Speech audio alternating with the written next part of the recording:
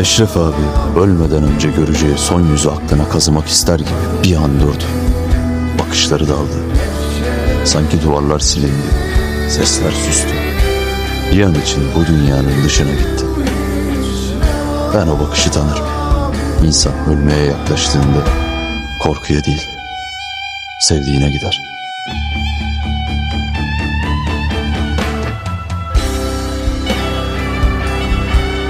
Burada, bu şehirde bir yerlerde.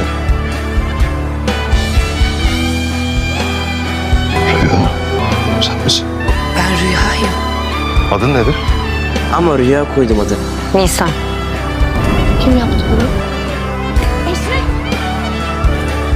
Çıkmak için çırpındıkça içine battığı bu dünya denen çamur yığınından onu bir tek rüya çıkarabilirdi. Sen bana cennet gibi bir şey dedin. Senin saçının da eline zarar geleceğini bilsem delik deşik olmaya razı.